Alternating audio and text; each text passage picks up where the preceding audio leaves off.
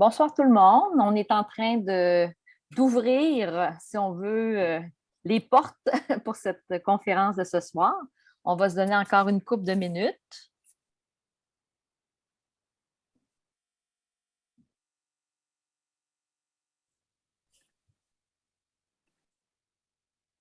Tu me diras, Léonie, quand tu penses que la majorité sont arrivés.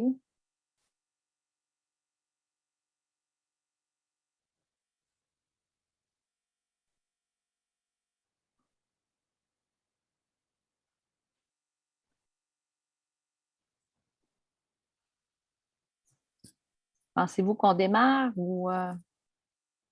Je pense qu'on peut démarrer. De toute façon, il y a une partie de mise en contexte. Ben oui, c'est ça. Donc, bonsoir tout le monde. Bienvenue à cette présentation pour les pharmaciens GMF, donc organisée par le Réseau québécois des pharmaciens GMF. Je me présente, Anne Maheu. C'est moi qui coordonne le projet de recherche là, du RQP GMF. Puis ça nous fait vraiment plaisir de vous accueillir ce soir pour un atelier. C'est un essai. En fin de compte, on veut avoir des échanges avec vous autres plus souvent. Fait que ce soir, on trouvait que le thème était très pertinent. Plusieurs d'entre vous avaient participé au sondage d'Aisance sur l'ajustement, la prise en charge au printemps dernier. Et les résultats ont été analysés, ils ont été présentés une première fois à la réunion FRAP cet automne. Ce soir, bien, l'idée est de vous présenter les résultats spécifiquement des pharmaciens GMF, donc pour que vous puissiez voir les résultats et comparer où vous en êtes pour vous permettre de voir comment votre pratique peut évoluer. Puis on va aussi regarder la situation au niveau des pharmaciens secondaires, pharmaciens communautaires dans un deuxième temps pour voir au niveau des transferts là, comment on peut aller avec ça. Donc, ça me fait plaisir de vous présenter l'équipe qui va présenter ce soir. Donc, Léa et Léonie. Donc, Léa est diplômée de l'Université Laval en 2010. Elle est pharmacienne à temps plein au GMF du Sud-Ouest depuis 2016 et continue à l'occasion de travailler en pharmacie communautaire. Elle est membre du comité exécutif de la table locale des pharmaciens de Verdun, Côte-Saint-Paul, Saint-Henri et Pointe-Saint-Charles depuis 2014, en plus d'être responsable du programme de… Je ne sais pas, est-ce que vous m'entendez bien? J'ai eu quelque chose. Ouais, OK. En plus d'être responsable du programme de mentorat à la PPSQ depuis 2020. Elle est aussi sur le comité de travail du Réseau québécois des pharmaciens GMF depuis 2020. Léonie, donc tout le monde a entendu le nom de Léonie, mais je vais vous parler un petit peu d'elle, de son parcours. Donc, Léonie est diplômée d'un doctorat en génie chimique de l'Université McGill et un postdoc à l'École polytechnique de Montréal. Après une carrière de professeur et de chercheur à l'Université de Sherbrooke, elle est retournée aux études à la faculté de pharmacie de l'UDM pour devenir pharmacienne. Elle exerce en pharmacie communautaire à temps plein. Donc, Léonie, nous, on l'a découvert durant un stage d'intégration en 2018. Elle était étudiante et on l'a vraiment beaucoup aimée. On l'a recrutée dans notre équipe de chercheurs. Elle est un de nos piliers. Léonie est impliquée dans beaucoup au niveau du RQP-GMF depuis 2018. Puis, au niveau de l'APPSQ, elle est sur différents projets. Donc, maintenant, place à notre duo extraordinaire, Léa et Léonie.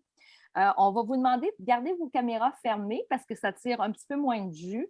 Gênez-vous pas, par contre, pour écrire toutes vos questions dans la boîte de clavardage, le chat, et on va vérifier périodiquement, là, puis on va essayer de répondre au fur et à mesure aux questions. En fin de compte, c'est une présentation pour vous. Donc, on va la modeler pour répondre à vos besoins. Donc, place à vous deux, les filles.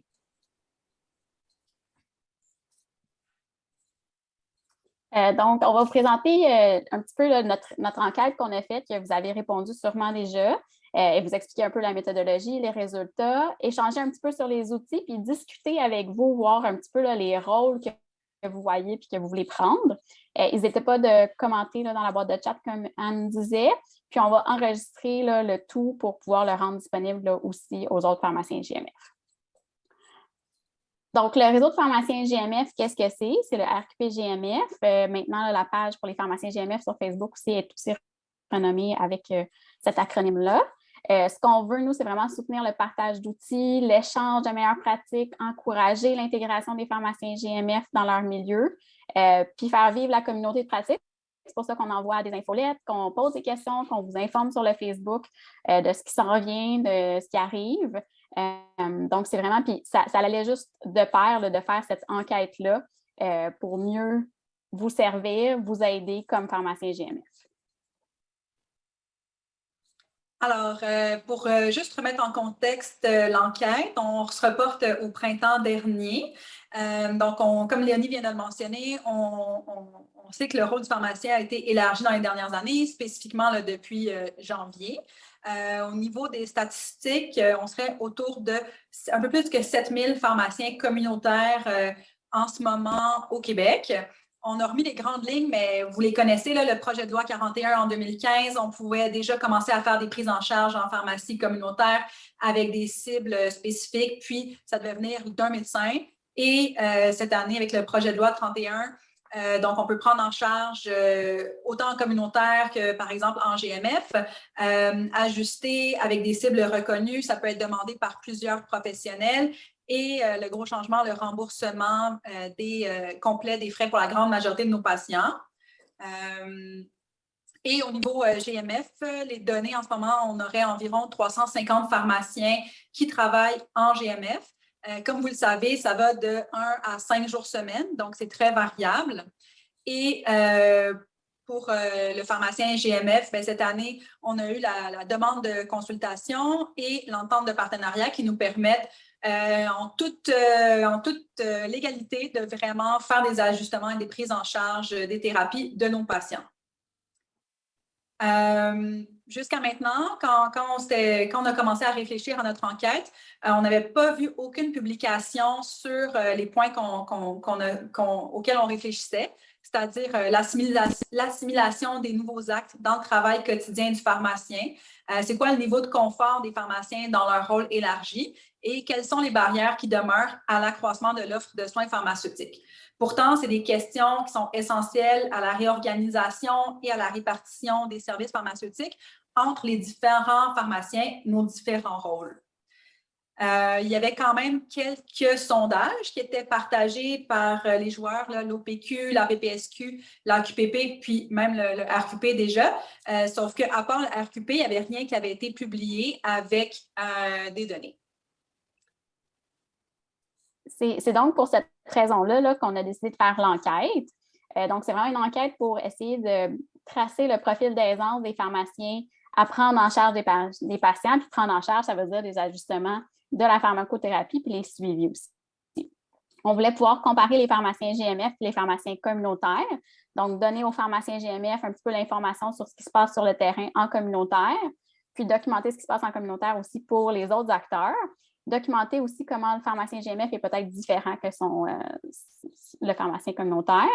On voulait regarder plein de situations cliniques, donc des plus simples aux plus complexes, déterminer les obstacles, les solutions, stratifier par région pour retourner cette information-là aux différents CRSP, ce qui se prouve quand même être très intéressant dans le cadre du projet GAP qui est déployé à travers la province en ce moment.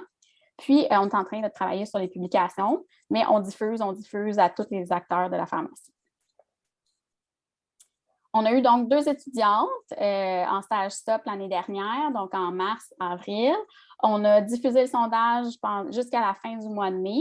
On a mis tout ça, puis il y avait quand même beaucoup de membres là, du comité de travail, puis les comités de partenaires de la pharmacie du RQP-GMF qui ont révisé les questions, qui nous ont aidés là, un petit peu à faire le tri. Puis ce que vous voyez maintenant, c'est vraiment le résultat de ce dur labeur. On avait 52 questions pour les pharmaciens GMF, puis 56 pour les pharmaciens communautaires. Donc, beaucoup sur la démographie, essayer de caractériser les milieux de travail aussi, comment ça se passe dans le GMF ou comment ça se passe en pharmacie communautaire. On voulait sonder les obstacles généraux, les solutions potentielles, puis regarder vraiment pour plein de situations, l'aisance, puis les obstacles pour celles-ci. On avait donc des réponses. On a eu 509 ouvertures du questionnaire. Seulement 209 personnes se sont rendues jusqu'à la fin. Ce qui veut dire qu'il y a quand même des pharmaciens motivés. Hein, c'est à peu près une demi-heure là, le remplir si on voulait bien le remplir, puis que vous savez sûrement vous remplir. On a eu 63 pharmaciens GMF qui ont rempli le questionnaire sur à peu près les 350, donc quand même un beau 18 de pharmaciens GMF, tandis qu'on avait eu 146 pharmaciens communautaires là, sur les 7000, donc à peu près là, 2 de réponses pour les pharmaciens communautaires. Nos résultats, c'est vraiment donc des pharmaciens motivés. Les questions, c'était un long questionnaire, il y avait beaucoup de questions, puis c'était quand même des questions complexes, il fallait y penser un petit peu à sa réponse. Et puis, bien, on a produit les rapports, donc on a fait des graphiques dans Excel, tout ça, on a préparé un résultat pour tout ça. Puis, on a présenté au CRSP, on a présenté à la QPP, on a présenté à l'OPQ ces résultats-là. Donc, à tous les acteurs là, de la pharmacie, la PPSQ, avec la PES aussi, essayer de faire le lien, de présenter à tous les regroupements de chantiers GAP qui sont dans la province aussi, pour vraiment là, le diffuser. C'est ce qui fait aussi peut-être que ça va avancer un petit peu plus vite, c'est de diffuser. Donc, on va commencer par vous montrer, vous partager les résultats. Donc, on commence par les pharmaciens GMF. Alors, ça, c'est plus des statistiques de qui sont ceux qui nous ont répondu. C'est quoi le visage des pharmaciens GMF en ce moment? Vous pouvez voir à gauche les années de graduation et à droite où travaillent dans les autres milieux là, les pharmaciens qui sont en GMF. Donc, c'est sûr que ça va être beaucoup, là, en haut, on voit les réponses en pharmacie communautaire, soit à temps plein ou à temps partiel, mais on va voir aussi les autres milieux de pratique comme en établissement de santé ou en enseignement. Oui, on va y aller avec une première question pour voir qui est avec nous aujourd'hui. Donc, depuis combien de temps, vous, est-ce que vous travaillez en GMF? Pour voir un peu à qui est-ce qu'on s'adresse versus les réponses qu'on a eues à l'enquête.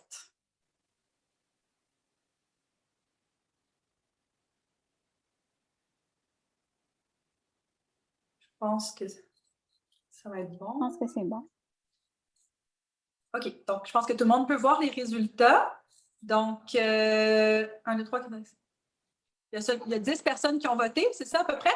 Donc, il y en a quand même plus que la moitié qui sont là depuis plus que 2 ans. Là. Mais ce qui est intéressant de voir, c'est qu'il y en a aussi des plus récents parmi nous. Donc, ça va être intéressant plus tard dans la rencontre aujourd'hui, on va avoir des périodes de discussion.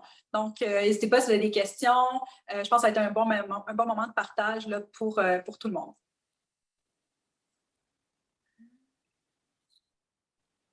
J'avance. OK. Ensuite, on a demandé des caractéristiques du milieu de travail. Donc, à gauche, le type de GMF. Donc, pour documenter si les pharmaciens répondants, c'était vraiment GMF sur un site, là, ce qui est le plus répandu, ou bien un GMF plusieurs sites, ou bien GMF-U, GMF-R. Donc, ça, on l'a documenté. Puis, la question de droite, c'est depuis combien de temps est-ce que depuis combien de temps est-ce que cette clinique, en fait, compte un pharmacien? Donc, vous pouvez voir que dans les gens qui ont répondu à l'enquête, ça faisait quand même plus longtemps. Là, les répondants, c'est vraiment plus que 2 à 5 ans ou plus que 5 ans. C'était vraiment la plus grande partie des pharmaciens qui ont répondu. Donc, des GMF qui sont peut-être un peu plus habitués d'avoir un pharmacien dans leur équipe. Pour ce qui est de la présence des pharmaciens dans le GMF, donc à gauche, le nombre de pharmaciens dans l'équipe, c'est sûr, à 54 il y en a juste un, donc c'est un pharmacien qui a le poste et qui fait toutes les heures de pharmaciens, mais on voit qu'il y a quand même un certain pourcentage où il y a 2, 3, puis même plus que 3 pharmaciens sur place dans le GMF. Versus, là, à droite, on va voir le nombre d'heures totales de pharmaciens au GMF, donc avec le financement. C'est quand même répandu, mais on s'entend qu'il y a juste un tiers des répondants où il y avait plus que 24 heures, donc plus que 3 jours semaine. Puis, je pense que vous nous avez entendu ou vous nous voyez sur Facebook, c'est sûr qu'on veut essayer d'aller chercher plus d'heures pour tout le monde. Puis ça, c'est des données qu'on va pouvoir probablement comparer dans le temps là, quand on répéterait l'enquête dans quelques années.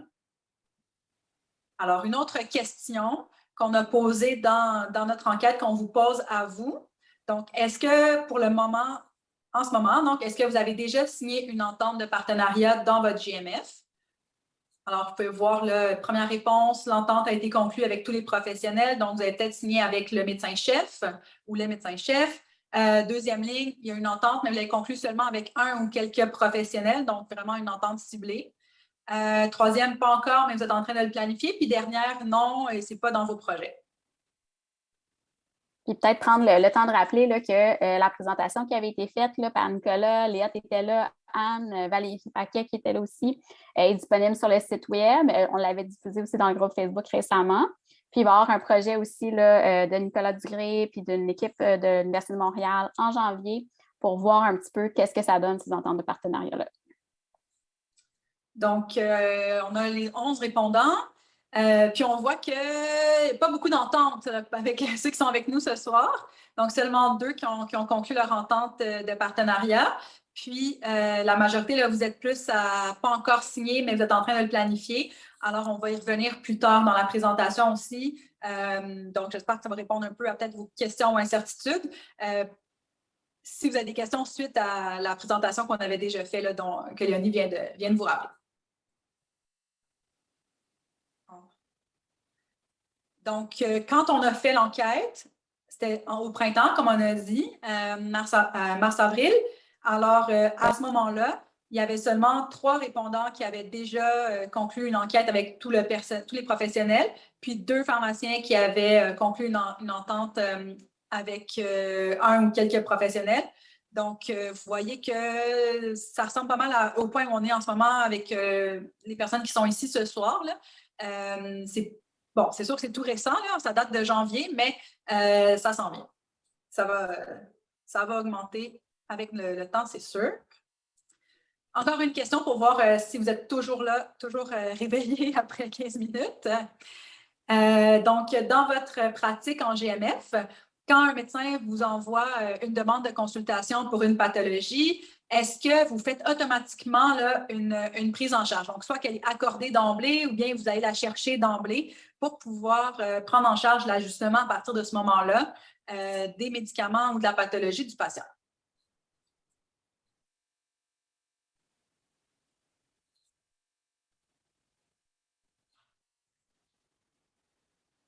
Je pense qu'on a nos 11 répondants. Puis c'est vraiment intéressant de voir qu'il n'y a personne qui a répondu jamais. Donc, ça, c'est sûr que c'est encourageant pour nous de voir ça. Donc, encore une fois, on va en reparler plus tard, mais comment transformer notre pratique pour que la prise en charge là, se fasse d'emblée quand le médecin nous demande, par exemple, notre opinion ou nous demande un plan pour changer le traitement, comment transformer ça en prise en charge puis jouer notre rôle complet là, de pharmacien GMF. Quand on a posé la question dans l'enquête, vous voyez que c'est plus vers le bas là, dans les réponses. Il y a beaucoup plus de parfois ou de jamais, vraiment moins de toujours, souvent. Donc, soit que vous êtes des pharmaciens peut-être plus motivés ou engagés que ceux qui ont répondu au printemps, ou peut-être que c'est juste les 6 mois d'écart qui ont fait qu'on progresse là, sans arrêt. Donc, Léonie va maintenant parler de la revue littérature qu'on avait fait avec nos stagiaires avant de lancer l'enquête.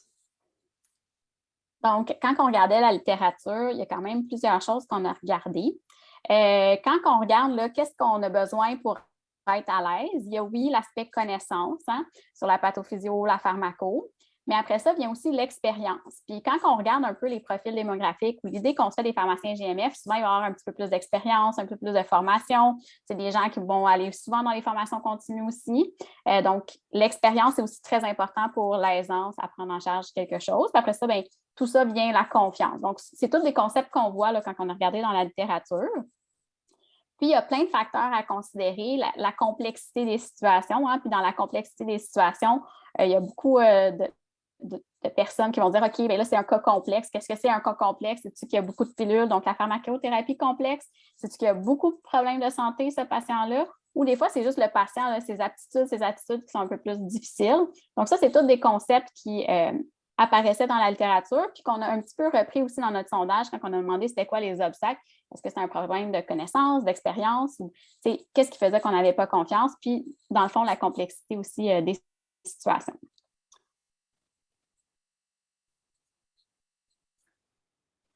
Puis, il y a l'aisance, hein? Il y a l'aisance, est-ce que je suis à l'aise de faire quelque chose, mais il y a aussi le sentiment de responsabilité, c'est-à-dire que je sens que c'est mon rôle de le faire, c'est ma responsabilité.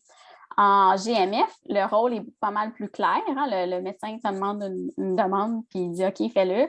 Puis bon, des fois, la prise en charge va être faite d'emblée ou pas.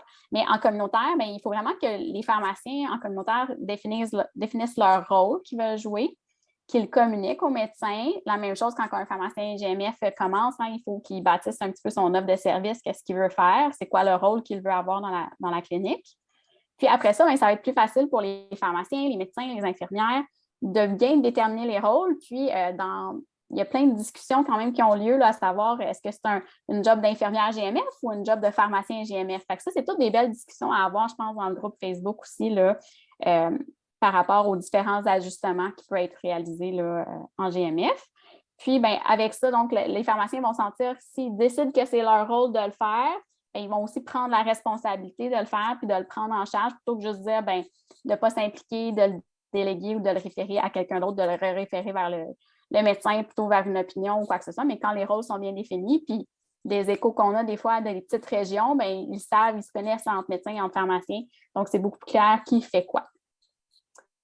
Donc, ça, c'est vraiment les concepts vraiment importants. Puis, il y a plein d'obstacles et facilitateurs qu'on a regroupés dans la littérature avec 3 paliers. Donc, soit que les niveaux individuels, là, est-ce que les traits de personnalité de la personne font qu'il va avoir plus d'aisance à prendre en charge ou plus de leadership, quoi que ce soit. Donc, la connaissance, l'expérience et les traits de personnalité de la personne. Après ça, au niveau organisationnel, donc que ce soit dans le GMF ou dans la pharmacie avec le leadership du pharmacien propriétaire, du pharmacien gestionnaire qu'il y aura. Donc, les membres de l'équipe, les composantes, les valeurs, les missions, tout ça, la structure de travail. Donc, il y a plein d'obstacles ou de facilitateurs qui peuvent s'y retrouver. Puis finalement, bien, juste le système de santé, les aspects plus légaux et tout ça. Puis maintenant, bien, comme pharmacien, on peut vraiment faire plein de choses. Et donc, les obstacles et les solutions peuvent se trouver à différents niveaux. Puis des fois, c'est facile à mettre en place, des fois, c'est plus difficile, des fois, c'est atteignable pour nous, des fois, ça l'est moins. On va y revenir aussi par la suite. Donc, quand on regarde les résultats, il y a plusieurs résultats. Donc, on a regardé pour chaque pathologie, puis chaque situation, on a posé plein de questions aux pharmaciens. On a demandé, donc, c'était quoi l'aisance des pharmaciens? Est-ce qu'ils étaient totalement à l'aise de faire l'ajustement ou le suivi? Est-ce qu'ils étaient assez à l'aise de le faire? Est-ce qu'ils étaient moyennement à l'aise, peu à l'aise ou juste pas du tout à l'aise? Puis, on a posé la question à savoir c'était quoi l'obstacle? Est-ce qu'il n'y avait aucun obstacle? Ou c'était un manque d'expérience qui faisait qu'il ne le ferait pas, c'était un manque de connaissances, d'où le besoin peut-être de formation continue, le manque d'accès à un professionnel de la santé là, à qui se référer s'il y avait des questions, parce que là, c'est pas juste des connaissances qu'il faut, c'est juste de l'art là, qu'on a besoin de quelqu'un pour se référer. Ou c'est un manque de directive claire, si tu me dis exactement quoi faire, puis qu'est-ce que tu veux que j'atteigne, je vais le faire, il n'y a pas de problème, ou juste c'est un manque d'intérêt de la personne. Donc, on a posé ces questions-là pour plein de pathologies, problèmes de santé. Donc, il y avait les 6 là, qui sont ceux qui sont via des montants forfaitaires de prise en charge puis qui peuvent être aussi faits via des ajustements ponctuels. Puis, on a posé plein d'autres aussi pathologies, donc dépression, anxiété, insomnie, douleur, que les pharmaciens GMF font beaucoup aussi, les troubles neurocognitifs, MPOC, jusqu'à la maladie bipolaire. Puis, on s'est arrêté là, même si on aurait pu revoir toutes les différentes thématiques là, qui sont couvertes. Donc, Léa, ça ressemblait à quoi les résultats? Alors, ça, c'était la grosse partie de l'enquête. C'est pour ça que ça prenait là, jusqu'à 30 minutes à répondre. Alors, comme disait Léonie, pour chaque situation, pour chaque pathologie, on a questionné plusieurs situations cliniques avec des niveaux de difficulté qui nous apparaissaient là, de simple à complexe.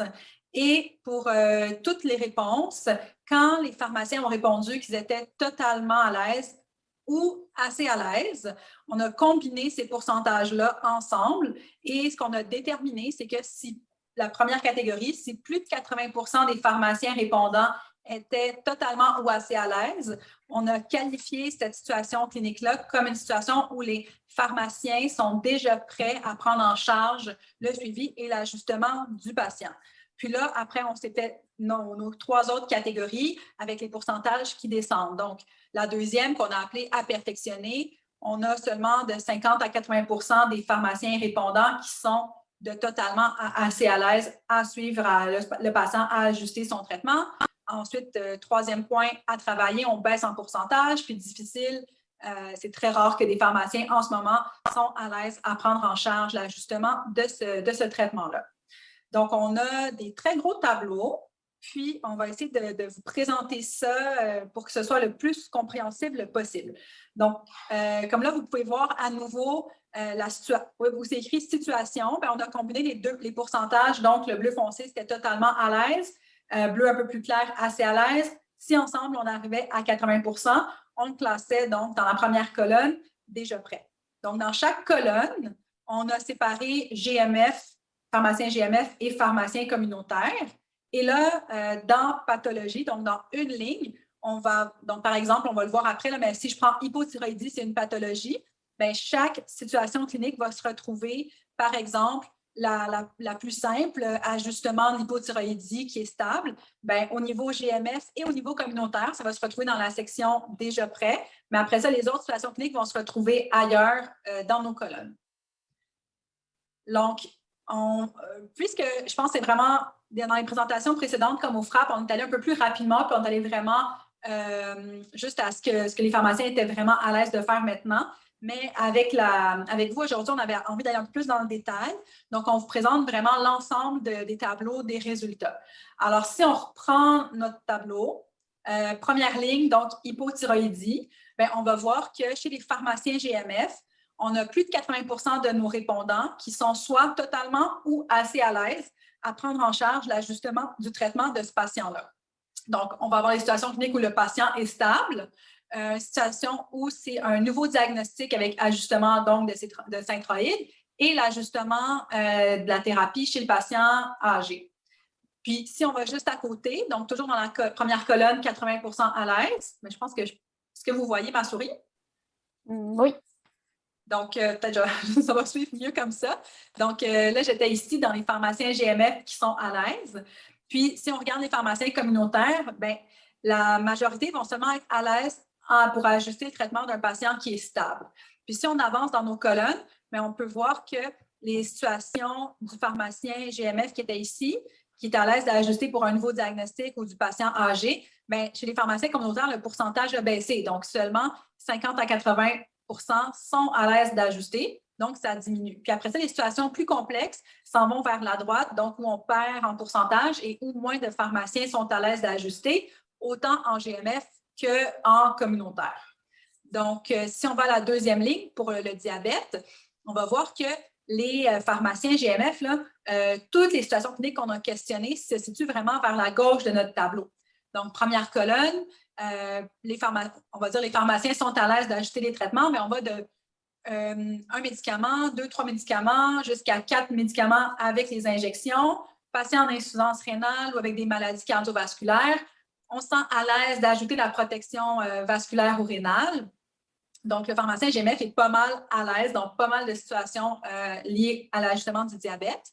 Puis, on va baisser dans la catégorie 50 à 80 % des pharmaciens sont à l'aise pour des situations un peu plus complexes, comme l'ajustement en présence d'un corticostéroïde qui est pris de façon temporaire ou en insuffisance hépatique.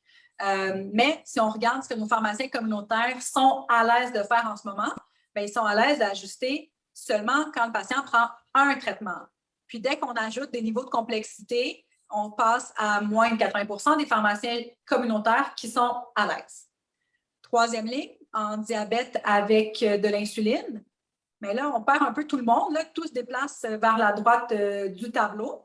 Donc, les pharmaciens GMF se disent à l'aise d'ajuster de la basale en ajout là, pour le patient diabétique de type 2. En communautaire, aucune situation où le pharmacien est à l'aise. Puis, après ça, on tombe ici dans la catégorie 50 à 80 % des pharmaciens sont à l'aise.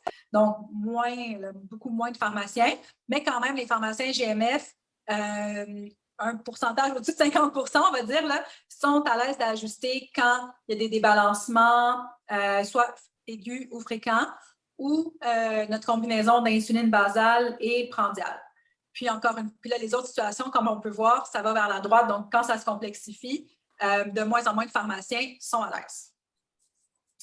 Léa, si tu me permets, je pense que c'est une belle opportunité pour ceux qui sont avec nous ce soir de regarder votre pratique puis voir où vous vous situez par rapport à ce qui a été répondu. C'est quand même 63 répondants pharmaciens GMF. Fait que êtes-vous plus ou moins similaire à ce que les gens ont répondu ou êtes-vous un petit peu moins à l'aise? Fait que je pense que ça peut guider un peu comment vous voulez évoluer votre pratique.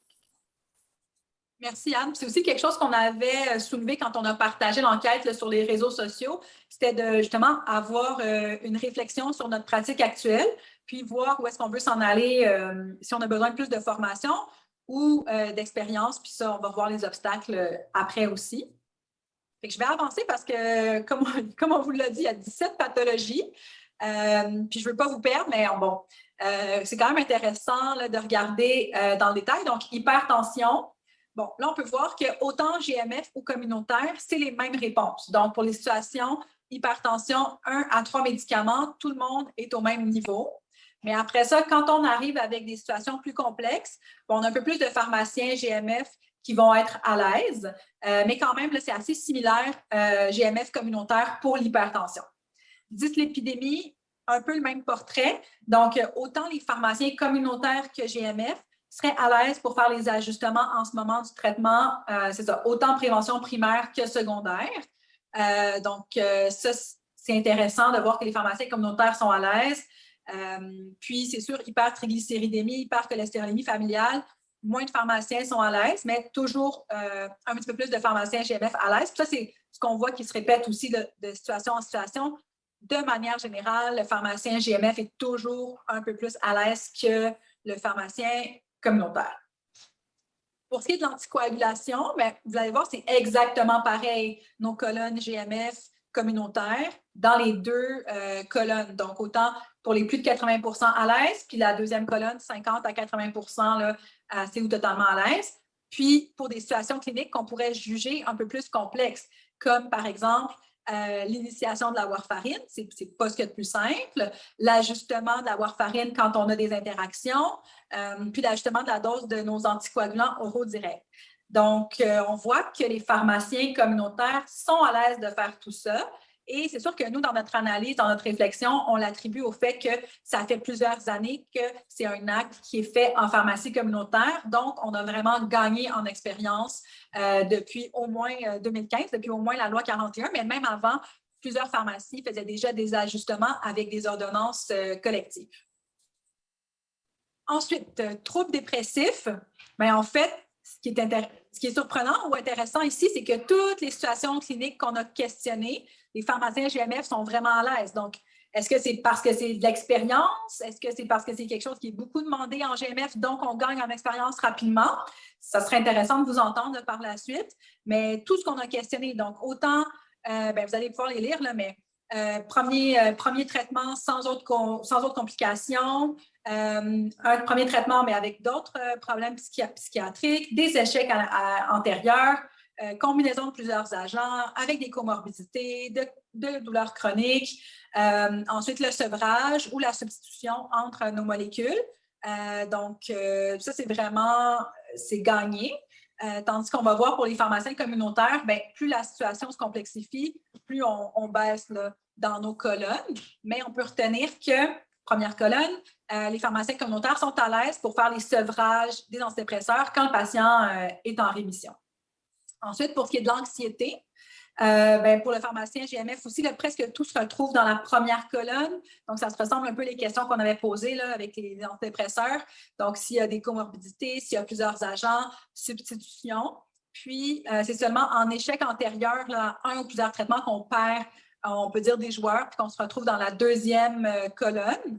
Tandis que pour les pharmaciens communautaires, bien, on garde seulement là, un peu la situation clinique la plus simple. Alors, l'ajustement d'un antidépresseur sans autres troubles concomitants. Ensuite, douleurs chroniques. C'était une longue liste là, pour douleurs chroniques. On avait quand même 9 situations cliniques parce qu'il y en a beaucoup de choses qu'on peut faire. Premièrement, bien, à l'ajustement des gabapentinoïdes, ça se retrouve là, dans nos deux colonnes. Donc, autant les pharmaciens GMF que communautaires seraient à l'aise en ce moment pour prendre en charge le traitement du patient. Et deuxième ligne aussi, ajustement de nos IRSN antidépresseurs tricycliques quand c'est en première intention puis qu'on n'a pas eu d'échec ou de comorbidité. Alors, les pharmaciens communautaires sont aussi à l'aise. Puis là, ensuite, quand on augmente un peu le niveau de complexité, on va avoir des pharmaciens GMF qui demeurent à l'aise. Donc, le patient avec des comorbidités, les sevrages d'opioïdes, rotation entre opioïdes. Puis après ça, ça va vraiment de tout au tout. C'est vraiment, on est à l'aise ou on passe à 20 à 50 de pharmaciens qui sont à l'aise. Donc, ça va vraiment à l'opposé. Pour tout ce qui est gestion des traitements topiques, les opioïdes puissants, les cannabinoïdes, puis les changements d'opioïdes quand les douleurs sont réfractaires. Ensuite, insomnie. Donc là, le pharmacien GMF était super à l'aise avec tout ce qui est sevrage, ajustement ou en présence de comorbidité. Moi, mon impression, c'est un peu comme pour les antidépresseurs en anxiété puis en dépression. C'est peut-être quelque chose qui a été beaucoup demandé dès le début par les collègues. Donc, peut-être que les pharmaciens GMF sont devenus meilleurs très rapidement versus les pharmaciens communautaires où on va garder seulement les sevrages là, comme situation où ils sont à l'aise de suivre le traitement et de l'ajuster. Ça avance, ça avance. Il reste 2 ou 3 diapos comme ça. Puis là, on arrive dans les pathologies où vraiment, on est moins à l'aise, là, autant en GMF qu'en communautaire. Donc, prophylaxie de la migraine. Et pourtant, c'était déjà une condition qui était inclue dans la loi 41. Mais on va voir qu'il n'y a aucune situation clinique où les pharmaciens communautaires sont à l'aise en ce moment. Et pour les pharmaciens GMF, on retrouve seulement l'ajustement du patient qui est traité par un antidépresseur ou un antihypertenseur et qui n'a pas de comorbidité. Dès qu'on touche aux anticonvulsivants ou un patient un peu plus complexe, on a moins de pharmaciens à l'aise.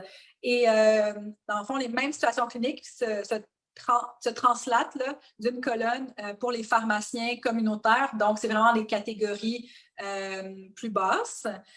Et pourtant, c'est quelque chose qu'on peut ajuster, qu'on pouvait pourtant déjà ajuster avec la loi 41. Ensuite, si on regarde insuffisance cardiaque, là, c'est vraiment, ça se ressemble entre pharmaciens communautaires et GMF. On est moins à l'aise. Donc, les 2 premières situations, titration, IECA, ARA, bêta-bloqueur. C'est pareil pour nos 2 catégories de pharmaciens. Puis, même chose ici pour les autres situations cliniques. Donc, titration d'Entresto, nos ARN, puis les diurétiques. C'est pareil pour nos 2 catégories. Ensuite, troubles neurocognitifs majeurs et SCPD, c'est plus difficile. Pour les pharmaciens GMF, les situations qu'on a questionnées, donc le sevrage ou refus de traitement inapproprié, l'ajustement du médicament en traitement de notre trouble neurocognitif majeur, le sevrage des antipsychotiques une fois que l'épisode aigu est terminé. Donc, ça, c'est les 3 situations qu'on a questionnées. Les pharmaciens GMF, c'est seulement 50 à 80 des pharmaciens qui sont à l'aise. Puis, quand on arrive aux pharmaciens communautaires, bien, comme vous voyez, c'est encore plus bas. Même le sevrage de médicaments ou le refus de médicaments inappropriés, on a moins de 50 des pharmaciens communautaires qui sont à l'aise dans le sujet. Et finalement, dernière ligne, troubles bipolaires, c'est encore plus difficile, on peut dire. Donc, pour la première situation clinique qu'on avait questionnée, le suivi du patient qui a juste des molécules qui n'ont pas un index thérapeutique étroit, qui n'ont pas besoin de suivi par prise de sang, c'est 50 à 80 des pharmaciens GMF qui sont à l'aise. Puis si on regarde pour les pharmaciens communautaires, la même situation est en bas là, de 50 Puis, on avait questionné les patients qui ont quand même peu d'échecs, mais qui ont besoin d'un suivi sanguin, donc lithium du valproex, et les patients complexes qui ont plusieurs agents. On est à moins de 50 des pharmaciens GMF qui sont à l'aise. Ensuite, pour ce qui est de MPOC et asthme, donc, ça va peut-être vous surprendre. Moi, ça m'a surpris. Mais pour tout ce qui est ajustement de nos corticaux, donc soit en MPOC, les diminuer quand on n'en a plus besoin, ou soit en asthme pour augmenter ou baisser pour le contrôle de l'asthme, et amorcer un plan d'action pour notre exacerbation de MPOC, mais qu'on prescrirait nous-mêmes, donc par exemple avec une entente de partenariat. On a donc 50 à 80 des pharmaciens GMF qui sont à l'aise de le faire. Et c'est la même chose pour le pharmacien communautaire, sauf pour le plan d'action, les antibiotiques. C'est moins de 50 des pharmaciens communautaires qui sont à l'aise. Et pourtant, je suis sûre qu'à tous les jours, si vous travaillez en pharmacie communautaire, vous en servez des plans d'action, puis à chaque fois, vous vérifiez si c'est le bon traitement pour le bon type d'exacerbation, puis probablement que vous êtes très critique sur les choix d'antibiotiques. Des fois, on se dit on ferait peut-être mieux par nous-mêmes, mais c'est vraiment pas du tout acquis, en fait, d'après les chiffres que nous on a eus. Contrairement, par exemple, au TDAH, autant enfants et adultes, il y a plusieurs situations cliniques où les pharmaciens sont vraiment à l'aise d'ajuster. Donc, si on regarde autant enfants et adultes, les pharmaciens GMF sont à l'aise de faire des ajustements en ce moment pour les psychostimulants et non psychostimulants, autant chez l'enfant que chez l'adulte. Et les pharmaciens communautaires sont à l'aise d'ajuster des psychostimulants, autant chez l'enfant que chez l'adulte. Puis dans notre question, on avait précisé là, si la prescription est écrite de façon à le permettre, vu qu'on ne peut pas prescrire cette catégorie de médicaments-là. Mais quand même, les pharmaciens communautaires sont à l'aise pour ajuster les psychostimulants. Puis là, quand on avance dans nos traitements de troisième ligne, on perd vraiment des joueurs, on est moins à l'aise. Donc, en grande conclusion de cette section-là, c'est un peu ce que j'ai soulevé à travers mes commentaires. Mais plus le niveau de complexité s'élève, moins il y a de pharmaciens qui sont à l'aise, qu'on parle autant GMF que communautaire. L'expérience, comme nous disait Léonie un peu plus tôt dans la revue de la littérature, donc l'expérience influence notre confiance à ajuster les traitements. Puis notre exemple le plus clair de ça, c'est vraiment l'ajustement de la warfarine. On a beaucoup d'expérience, puis maintenant on est à l'aise. Et les connaissances sont nécessaires. Puis c'est peut-être ça un peu qui différencie le pharmacien communautaire au GMF. Peut-être c'est ces connaissances ou qu'on a le temps en GMF peut-être d'aller chercher ces connaissances-là. Donc, les situations cliniques qui sont vraiment complexes souvent nécessitent plus de connaissances. Donc, c'est instinctif, comme on le mentionnait, puis ça représente autant ce que nous, on a obtenu comme résultat, ça colle pas mal avec ce qu'on voyait dans la littérature.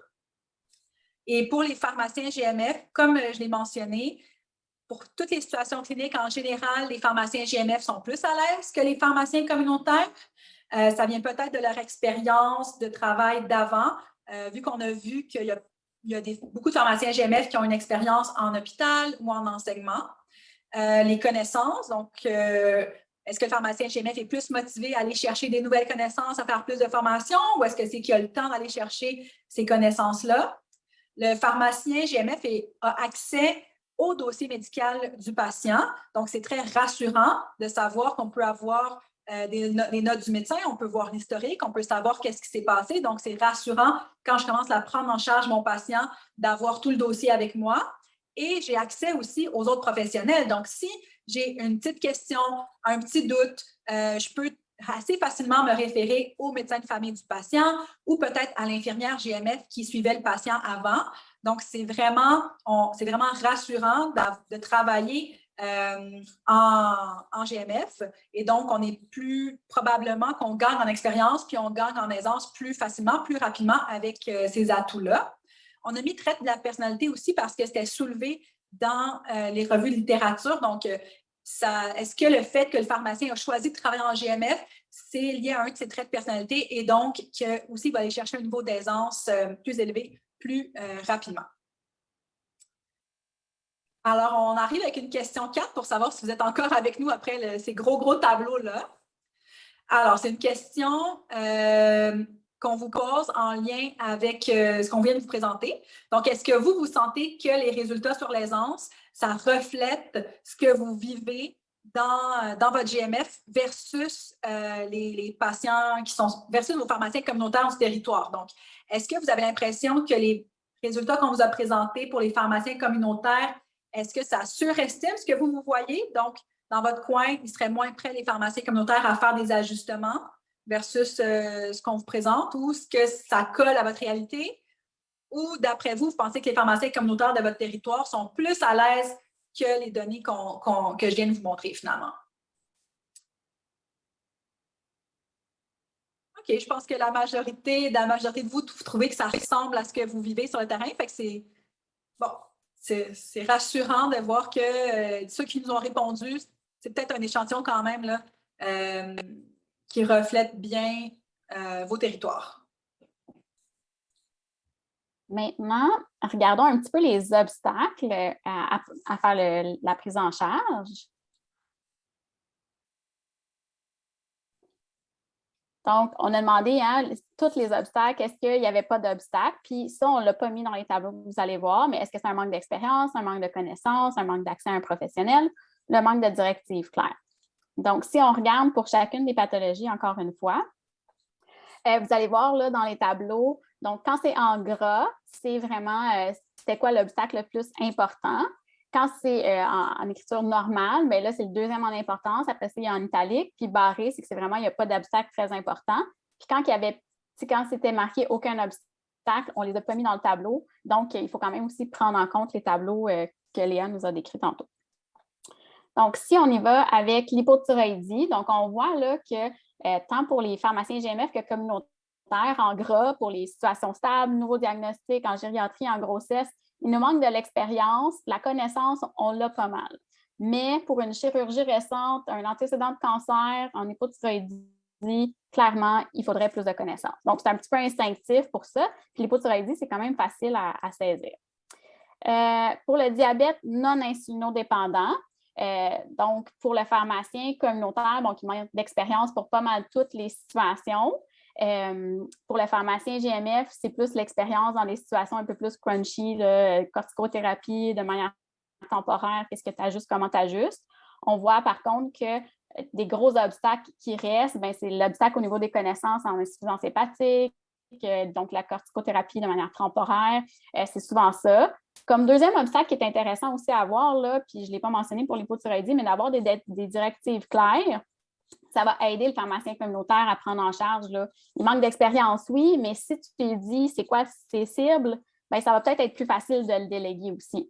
Fait que ça, c'est à prendre en compte quand que c'est délégué vers le communautaire. Donc, le pharmacien va peut-être se faire de l'expérience, mais s'il y a des cibles en plus, il va se sentir plus en confiance de le faire. Avec l'insuline, bien là, c'est vraiment de l'expérience. Je pense que tous les pharmaciens, on a eu notre cours de base. Après ça, c'est qu'il faut l'essayer.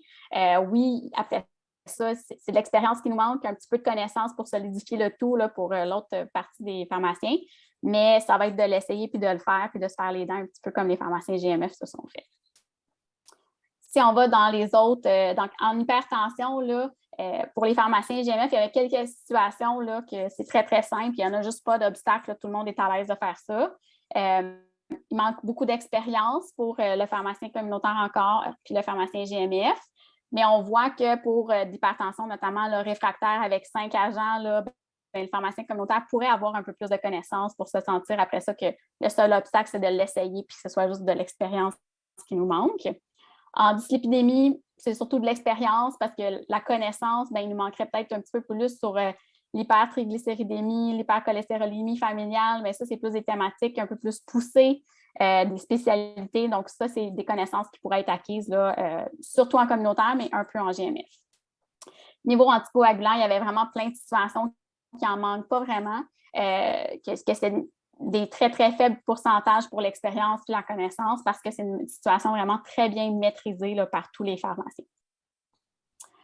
Ensuite, en dépression, quand on regarde là, ce qui était en gras, c'est encore beaucoup, beaucoup d'expérience. Après ça, c'est des plus faibles pourcentages, vers des 10-15 % de monde qui disaient qu'il manquait un petit peu plus de connaissances. Les pharmaciens communautaires, bien, des fois, il y avait un peu plus de connaissances qui manquaient versus les pharmaciens GMF, encore une fois. En anxiété, il nous manque de l'expérience aussi, que ce soit dans les deux groupes de pharmaciens GMF, pharmaciens communautaires. On voit là, après ça que c'est encore de la connaissance.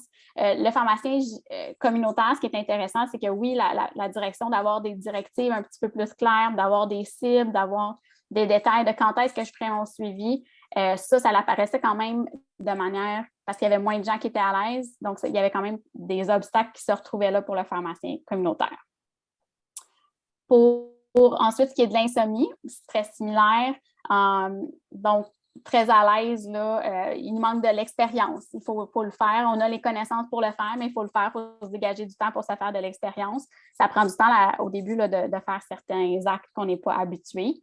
En douleur chronique, on voit que il manque d'expérience, mais oui, il y a un peu plus de choses, de connaissances à aller chercher. Là.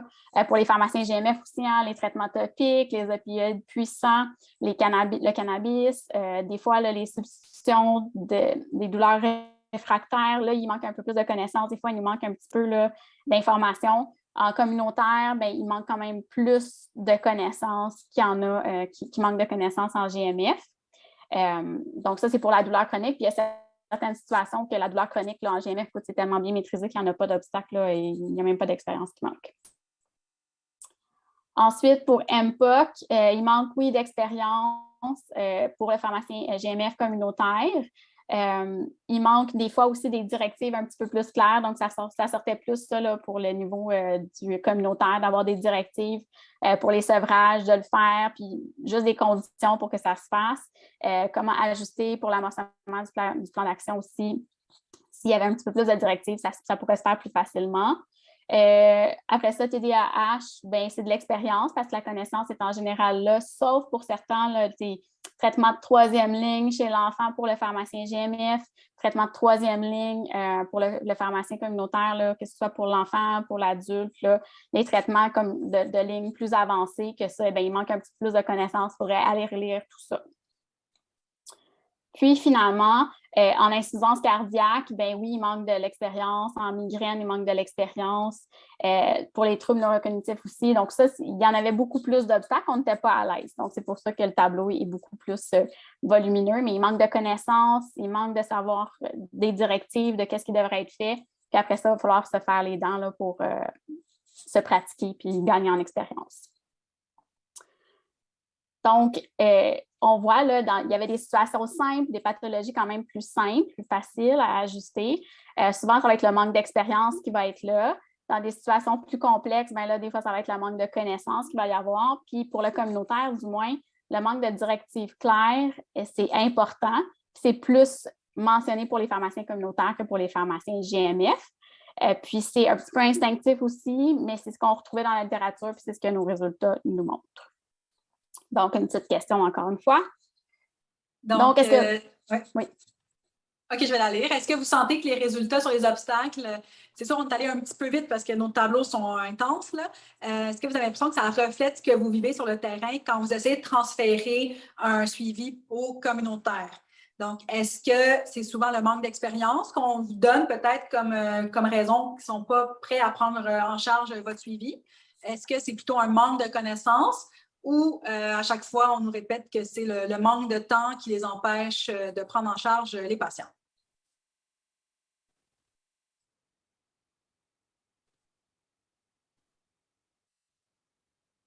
C'est bon, je pense que ça ne bouge plus, mais... Mais c'est plus difficile parce que c'est toujours, oui, un manque de temps qu'on dit. Puis c'est vrai que quand tu n'as pas d'expérience, les choses sont plus longues aussi. Hein? Fait que ça va être vraiment au milieu communautaire à se décider, là. Hey, moi, je ne le vois pas, le tableau, le résultat. Share results. Tiens. Fait que c'est toujours un manque de temps, 5 sur 8. Ouais. OK. Donc, on va vous présenter la suite de nos résultats qui sont en lien aussi avec les obstacles sur le terrain. OK. Donc, ça, c'est une autre section là, de l'enquête. Donc, pour ce qui est des pharmaciens communautaires, on a demandé c'est quoi l'obstacle principal à la prise en charge, aux ajustements, au suivi dans votre milieu de pratique, mais on pouvait choisir jusqu'à 3 items dans la liste qu'on vous présente. Alors, sans surprise, là, les premières réponses qui sont revenues le plus souvent, donc chez le 2/3 des répondants qui considéraient que oui, c'était un obstacle principal, il y avait le manque de temps dédié aux interventions et l'intégration difficile dans le flux de la chaîne de travail. Puis juste après, encore, troisième ligne, le manque d'organisation pour faire le suivi. L'insuffisance de la rémunération, bien, ça arrive seulement là. Donc, honnêtement, c'est seulement un tiers des pharmaciens qui ont mis ça dans leurs 3 obstacles principaux. Donc, peut-être que c'est un petit peu moins que ce qu'on pensait. Puis, on avait autant de répondants pharmaciens, communautaires, salariés que propriétaires.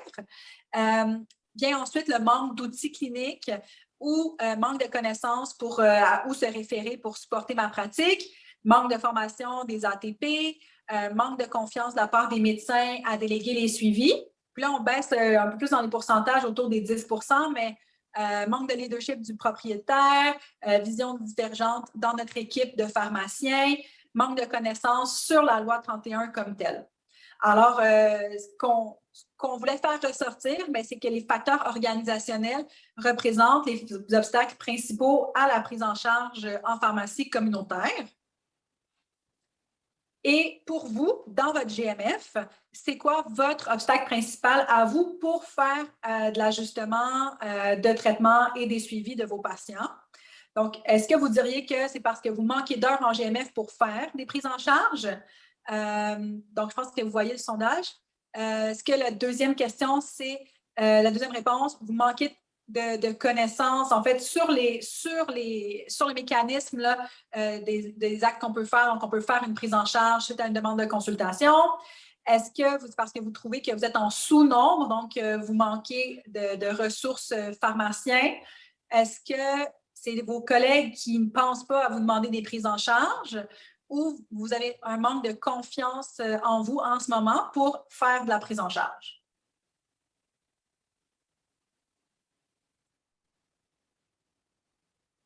Donc, je pense que vous pouvez voir les résultats maintenant. C'est assez partagé donc, entre le manque d'heures, manque de ressources, puis même puis le manque d'intérêt des collègues à le demander. Donc, on va vous montrer ce que dans l'enquête, les gens ont répondu. Donc, c'est les mêmes 2 premières réponses. Donc, pas assez d'heures en GMF pour faire des prises en charge, puis manque de connaissance de nos collègues du fait que le pharmacien GMF peut faire la prise en charge d'emblée. Donc, c'est vraiment les 2 réponses qu'on a vues aussi le plus souvent. Et après ça, on a demandé c'est quoi les solutions, de quoi est-ce que vous auriez besoin pour mieux faire de la prise en charge, mieux implanter des suivis cliniques aux pharmaciens communautaires. Les réponses, la première, c'est l'amélioration de la structure organisationnelle, mais après ça, qu'est-ce qu'on peut changer aujourd'hui même dans notre pratique? Les réponses, vous pouvez les voir en ordre, donc d'avoir des tableaux récapitulatifs de ce que je peux faire comme suivi ou qu'est-ce que je fais dans mon suivi. Plus de formation continue, mais ça, je pense que l'offre est quand même au rendez-vous. D'avoir des formulaires, donc formulaires de demande de suivi conjoint que le médecin envoie au pharmacien, des formulaires de documentation pour le suivi que le pharmacien a réalisé. Ensuite, d'avoir des discussions de cas complexes avec d'autres pharmaciens, discussions au sein de l'équipe de la pharmacie, banque d'exemples. Donc, ça, c'est vraiment pour essayer d'augmenter notre expérience clinique. Et on a fait la même chose pour les pharmaciens GMF. Donc, on vous pose la question en premier, puis on va vous montrer les résultats ensuite. Donc, de quoi est-ce que vous auriez besoin en ce moment pour mieux faire vos interventions puis vos suivis au GMF? Donc, est-ce que ça passerait par avoir une discussion d'équipe au sein de votre GMF, d'avoir juste plus de temps, d'avoir des discussions de cas complexes avec d'autres pharmaciens GMF pour échanger, trouver les meilleures solutions, réfléchir à votre cas complexe? Plus de formation continue, améliorer la structure organisationnelle du milieu de travail de GMF ou d'avoir des formulaires de demande de consultation que les professionnels remplissent pour s'adresser à vous. Donc, la solution, ça serait d'avoir plus de temps. Puis ça, c'est quelque chose qu'on partage, c'est sûr, là, au RQP, on essaie de, comme vous voyez, de faire différentes pressions pour essayer d'augmenter le temps de tout le monde en GMF. Puis la deuxième réponse, d'avoir des discussions d'équipe au sein du GMF pour mieux s'organiser. Alors, dans les réponses qu'on avait eues, c'était quand même relativement égal. Donc, pas nécessairement plus de temps pharmacien. Peut-être c'est parce que nos répondants avaient déjà pas mal d'heures en GMF aussi, là, contrairement à tout le monde qui est ici ce soir. Mais d'avoir des discussions d'équipe au sein du GMF, c'est vraiment une des solutions qui ressortait beaucoup et qui prend du temps à mettre en place, là, qui doit s'organiser, puis qui nous permet de justement organiser nos services, notre structure. Je vais avancer. OK. Donc, les prochains résultats, c'est Léonie qui va vous les présenter. Donc, on a élaboré là, quelques solutions peut-être pour essayer de faciliter la prise en charge. On a regardé, donc, il y avait 3 différentes catégories là, qu'on avait présentées et qu'on avait regardées dans la littérature. On a regardé un petit peu plus là, ce à quoi ça ressemblerait, puis on va les présenter un petit peu plus en détail. Donc, si on regarde juste au niveau, je vais changer la slide. Au niveau gouvernemental, là, c'est sûr qu'au niveau communautaire, il y avait la rémunération puis que ce soit couvert. Mais c'est sûr que d'avoir plus d'heures pharmaciens GMF, c'est vraiment une solution qui va venir nous aider aussi à être plus à l'aise puis à faire plus d'ajustements. Avoir un DSQ qui fonctionne bien, avoir des DME qui sont complets, avoir tout ça interfacé, l'aspect informatique de la chose, c'est sûr, c'est une solution qui va éventuellement être atteinte. Oui, il y a des outils d'aide à la décision, notamment ceux de l'INES, tous les aspects législatifs, là, puis l'encouragement à faire les services. Donc, ça, c'est des solutions, oui, pour qu'il y ait plus de prise en charge par les pharmaciens GMF. Il y a plusieurs guides, que ce soit des guides d'exercice de l'OPQ, des formulaires uniformisés pour des prises en charge qui existent. Il y a plein de supports d'experts qui peuvent être donnés aussi aux pharmaciens là, pour qu'ils puissent faire les prises en charge. Il y a le mentorat, donc il y avait le programme de mentorat, il y en a un à la PPSQ, au réseau de pharmaciens GMF, à l'Université de Montréal, donc pour essayer de prendre de la confiance, de travailler un petit peu sur notre leadership pour mieux définir son rôle dans le GMF. Ça peut être quelque chose qui peut être fait, puis c'est un apport institutionnel qui, après ça, le pharmacien peut agir dessus. Il y a tous les aspects là, de collaboration interprofessionnelle qui sont à travailler. Donc, oui, la confiance des autres professionnels envers les pharmaciens. Ça passe avec bien connaître le rôle du pharmacien, que nous, on le connaisse, qu'on le définisse, puis qu'on le fasse la promotion de ce rôle-là. Après ça, il y a la connaissance du rôle, donc informer les autres professionnels. Donc, ça, lors du travail, on y travaille avec, en diffusant là, ces résultats-là aussi au projet GAP. Il faut aussi influencer tous les professionnels qu'on rencontre, tous nos autres là, individuellement, pour essayer de favoriser cette collaboration-là interprofessionnelle. Les médecins peuvent avoir des préoccupations là, pour la perte du suivi. Si c'est le pharmacien, est-ce que lui est responsable? Est-ce que c'est lui qui fait les labos? Il y a toute une clarification de qui fait quoi qui a besoin d'être fait.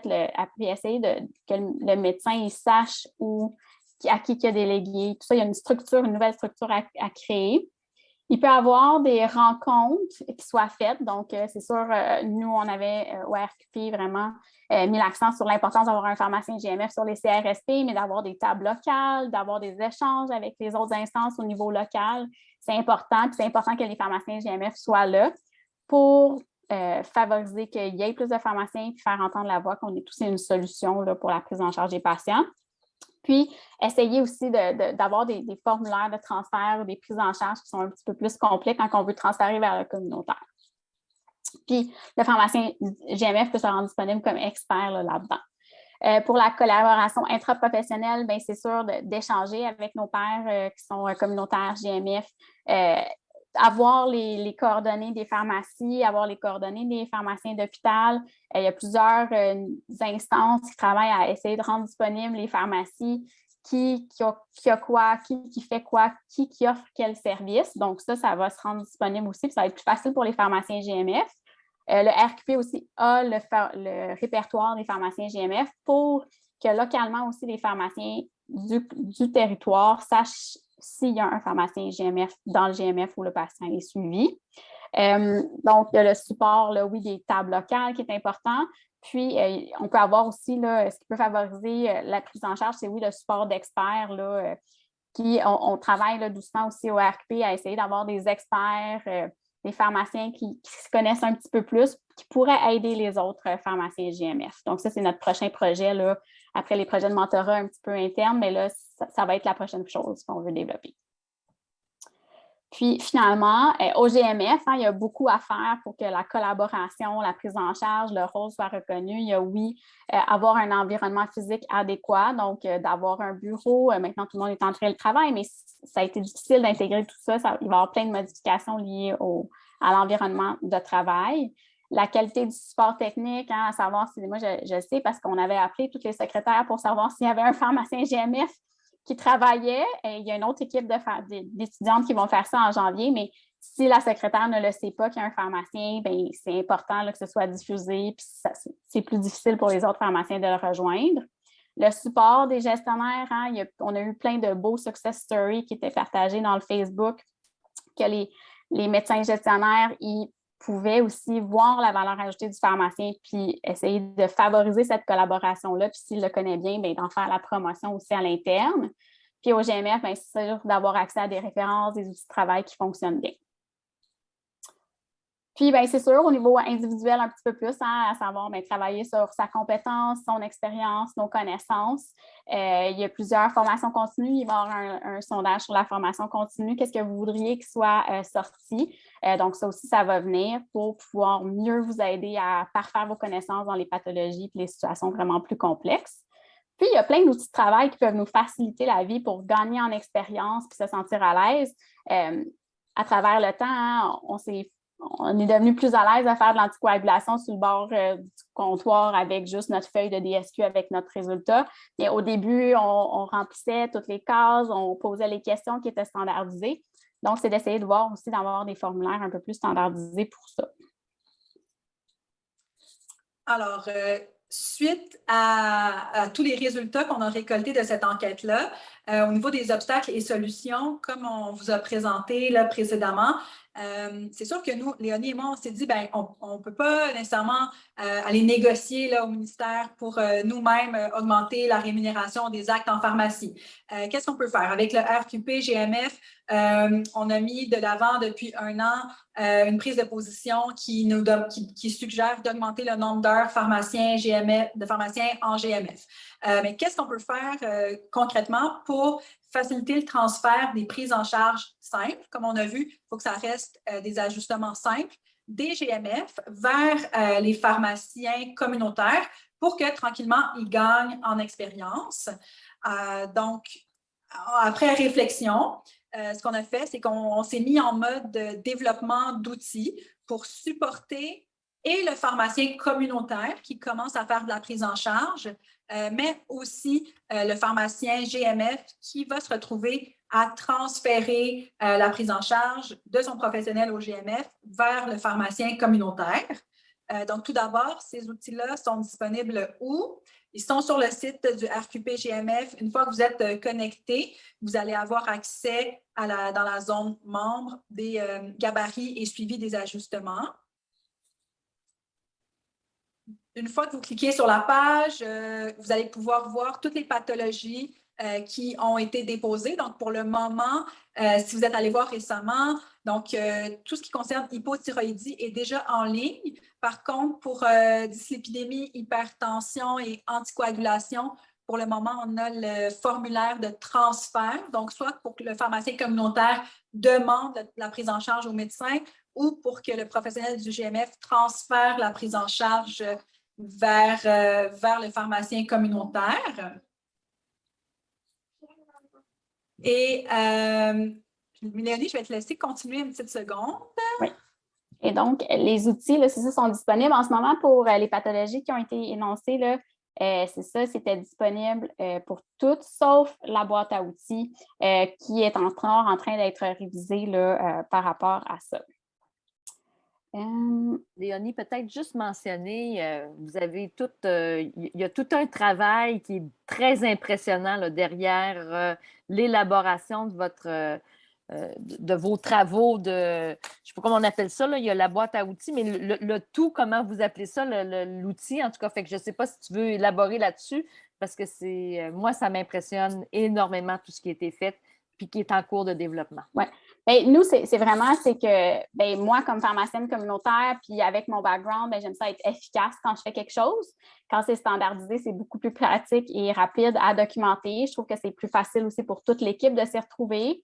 Tu as toujours dans une pharmacie des leaders puis ceux qui vont suivre. Donc, au moins, il y a une manière un peu établie. Donc, c'est vraiment pour ça qu'on a fait des gabarits de prise en charge pour le communautaire. Léa, elle, fait des gabarits de prise en charge pour la prise en charge en GMF.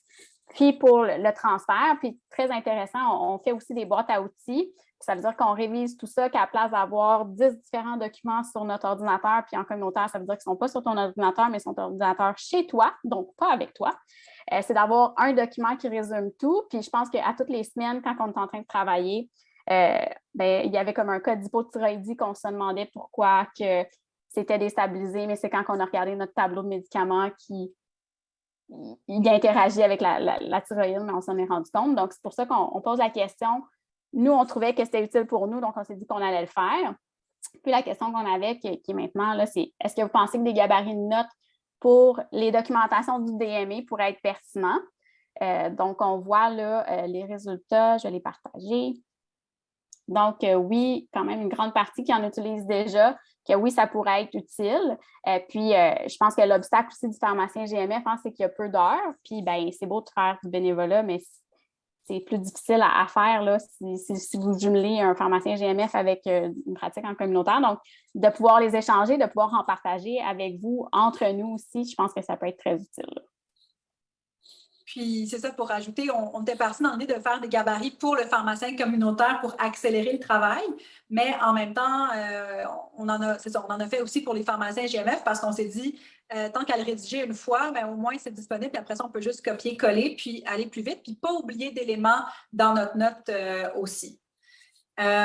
Donc, tu l'as dit un peu là, déjà, Léonie, mais notre structure, donc, notre boîte à outils pour chaque pathologie, qu'est-ce qu'on veut que ça contienne. Ça contient premièrement le formulaire là, de transfert de prise en charge entre professionnels en 2 versions. Donc, soit en version à copier-coller que le pharmacien communautaire peut copier dans son logiciel informatique pour l'envoyer au médecin par fax automatiquement à partir du logiciel, ou en version PDF qu'on remplit à la main, puis qu'on scanne pour le faxer ou qu'on faxe, ou qu'on peut intégrer au dossier médical électronique pour le remplir à l'ordinateur. On a les notes pour le pharmacien GMF, donc la note qui explique qu'on est en train de transférer au communautaire, puis selon la pathologie, d'autres types de notes de suivi ou d'ajustement ou d'optimisation de la thérapie. Tout en bas, on a les notes pour le communautaire, comme on mentionnait, là, donc pour accélérer le suivi, la rencontre initiale, toujours en 2 versions, version PDF à cocher, qu'on scanne au dossier, version à copier-coller pour ceux qui aiment mieux et que le logiciel permet de copier directement à l'ordinateur. Et la grosse partie au milieu, la boîte à outils, comme Léonie disait, de regrouper au même endroit toutes les références qu'on utilise, que ce soit exactement, tout est là. Donc, si je cherche, je peux faire un CTRL F pour chercher dans mon document puis aller beaucoup plus rapidement aux sections là, dont j'ai besoin pour le cas que je suis en train d'analyser, le cas que je suis en train d'ajuster. Et à quoi ça ressemble? Donc, ça, c'est le gabarit de notes au dossier pour évaluer le transfert de la prise en charge du patient vers la pharmacie communautaire. Puis, dans la section GMF, c'est vraiment fait pour être copié-collé dans votre note. Donc, il y a plus d'informations comme des rappels, puis c'est à effacer pour garder juste les informations que vous avez besoin dans votre note, comme par exemple dans l'exemple ici, option 1, option 2. Donc, il y en a plus que nécessaire. Ça, c'est le formulaire de transfert pour l'hypothyroïdie que vous êtes peut-être déjà allé télécharger là, sur le site Web. Ça fait déjà plus qu'1 mois qu'on l'a rendu disponible. Donc, notre but avec un formulaire de transfert pour une pathologie, c'est vraiment d'avoir un maximum d'informations sur une seule page pour que le pharmacien communautaire se sente, qu'on augmente son niveau d'aisance à suivre ce patient-là en ayant toutes les informations qu'il a besoin pour suivre cette pathologie-là ou ajuster ce médicament-là puisqu'il n'a pas accès au dossier médical du patient. Et on donne le plus d'informations aussi au niveau des cibles, vu que c'était un des obstacles là, soulevés plus par les pharmaciens communautaires, donc d'avoir un manque de directives claires, un manque de cibles claires. Donc, on essaie de rendre ça le plus clair possible pour le pharmacien communautaire pour que ce soit plus facile et qu'il soit plus à l'aise d'embarquer puis de commencer à faire des ajustements. Pour la boîte à outils, donc pour le contenu, pour chaque pathologie, on va avoir le diagnostic, les cibles, les mesures non pharmacologiques, les traitements, donc détail de toutes les molécules au même endroit, ajustement et suivi recommandé, donc quand faire mes labos, quoi demander, qu'est-ce que je fais si c'est pas dans la cible, et une section conseil aux patients avec des liens pour aller chercher des brochures de différents partenaires. Donc, je ne sais pas si c'est notre dernière question, mais on s'approche de la fin. Donc, en fait, vous, votre opinion, qu'est-ce que c'est en fait votre opinion par rapport à offrir des gabarits de notes pour le communautaire? Non, je reformule. Des notes, des gabarits de notes. Non, attendez, je suis mélangée. Et comme pharmacien GMF, vous vous sentez plus à l'aise de transférer des choses vu que le communautaire, maintenant, va avoir des gabarits de notes. Une chose très intéressante, parce qu'on a quand même une consultation de cette page-là, oui, elle est sur le réseau de pharmaciens GMF, mais elle est aussi sur la page de la PPSQ. Puis, on voit quand même qu'il y a quand même un bon intérêt des pharmaciens propriétaires aussi à s'outiller parce que c'est quelque chose qui va se développer. Donc, c'est quand même une chose intéressante à savoir comme pharmacien GMF. Là, ça veut dire que c'est quand même populaire pour les pharmaciens propriétaires. Donc, si on regarde, on a des oui quand même. Puis c'est ça, les 5 réponses. Et moi, comme pharmacien GMF, je me sentirais plus en confiance de transférer en sachant que le pharmacien communautaire est plus outillé. Donc, c'est ça. Donc, moi, j'ai plus confiance parce que je sais qu'il va savoir où se référer. Puis là, je deviens juste l'expert répondant. Je deviens juste la personne ressource s'il y a un problème, finalement. Donc, ici, on a un petit dessin là, pour réflexion. On a essayé de faire un peu qu'est-ce qui se passe là, pour notre patient. Donc, on a plein de pharmaciens qui peuvent interagir un peu, beaucoup ou pas du tout entre eux. Les pharmaciens GMF, les pharmaciens communautaires, les pharmaciens d'hôpitaux. Les pharmaciens d'hôpitaux, eux, ont quand même plein d'autres professionnels, que ce soit les médecins, les autres professionnels de la santé là, dans l'hôpital.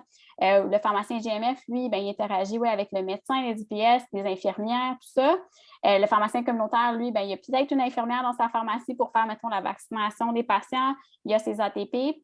Il y a le GAP, qui est encore un inconnu, là, qui est un petit peu en train de s'élaborer. Il s'insère où? Donc, le pharmacien GMF, lui, est utile, oui, en grande partie pour, c'est sûr, les patients qui sont inscrits au GMF.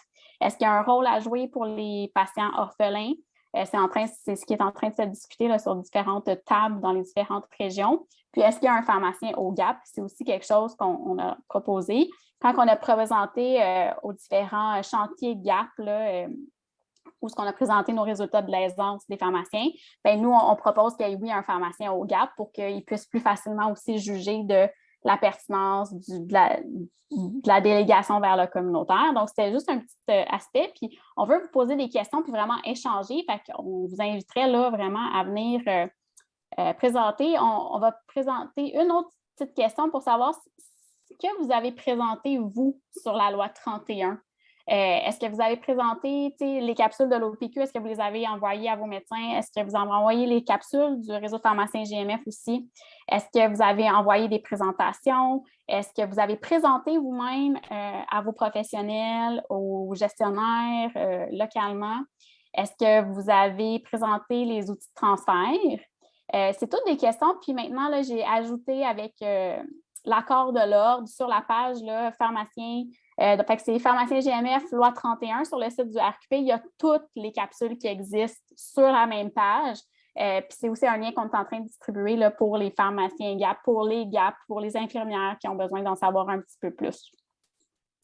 En fait, si je peux ajouter, Léonie, les capsules de l'OPQ sont vraiment faites pour les pharmaciens. L'objectif était de donner plus d'informations aux pharmaciens pour les aider à prendre en charge, à mieux connaître la loi 31. Le RQP a fait quelques capsules avec Caroline Pichette et Frédéric Dufayet sur l'ajustement. Puis ces capsules-là, ils sont vraiment... L'audience, c'est les médecins, c'est les équipes GMF. Fait que, ils sont sur notre site. On vous encourage à les regarder et à les diriger à vos équipes. Excuse-moi, on a-tu perdu la diapo? Non, mais c'est ça, mais c'est vraiment. Puis là, je les ai toutes mis sur le même site. Comme ça, si vous voulez diriger, là, ils vont tous pouvoir écouter les petites vidéos. Là, 5 minutes, ça s'écoute bien. Là. C'est peut-être la meilleure façon de le partager. Quand même, je pense que pour les réponses de la question, c'est intéressant de savoir que, bon, là, 5 personnes sur 7 qui ont répondu à la question ont présenté là, depuis le début de l'année à leurs collègues sur la loi 31, donc nous-mêmes avoir présenté à nos collègues. Et que je pense que vous êtes pas mal impliqués. Donc, ici, c'est un petit peu les rôles qu'on voit là, pour le pharmacien. Puis, on va vous poser les questions, on va avoir comme une plénière, là, que tout le monde va pouvoir partager un peu. On voit que oui, il y a un rôle de liaison du pharmacien GMF, hein, les formulaires de transfert, de référer vers le communautaire pour le médecin, puis de dire au communautaire aussi où sont disponibles les outils. Peut-être un rôle d'expert, d'être disponible si jamais les pharmaciens communautaires ont des problèmes, des questions, qui manquent d'expérience pour certaines choses qui sont transférées en communautaire.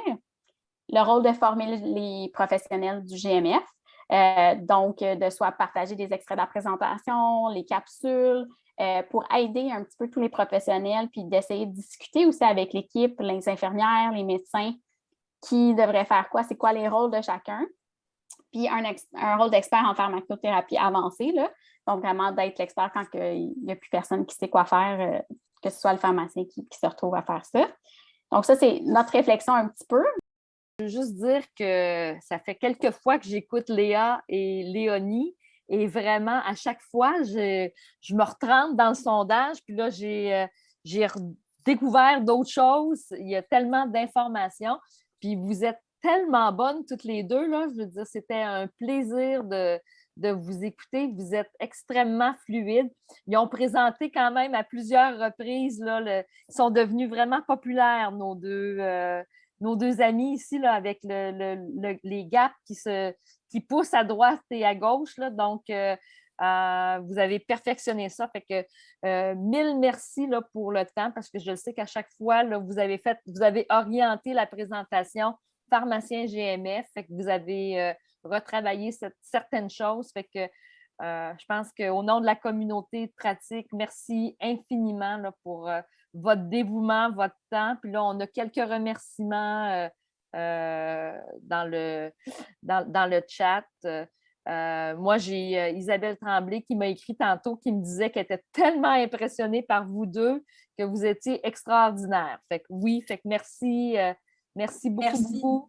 Puis merci à tout le monde d'avoir été avec nous et d'avoir resté 2 heures avec nous. Fait que c'est incroyable. Juste un petit point qu'on a oublié de mentionner, qu'on aurait peut-être dû mentionner au tout début, mais les diapos, on veut vous les rendre disponibles, là, puis les résultats sont disponibles pour que vous présentiez dans vos communautés aussi, soit table locale de pharmaciens ou dans vos GMF. Donc, n'hésitez pas, on va vous envoyer les diapos, puis vous pouvez les modifier pour votre message. Là, mais notre but, c'est de diffuser puis que ça se rende à tout le monde. Là.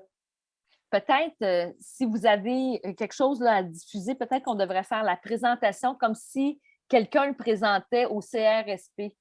Hein? Fait que comment est-ce que cette présentation-là ressemble plus à Frappe? Comment vous l'orientez? On va travailler quelque chose pour qu'il y ait des slides, pour que les pharmaciens GMF puissent le faire, puis on va l'envoyer par infolettre. Parfait, excellent. Bon, ben, merci. Isabelle, elle me disait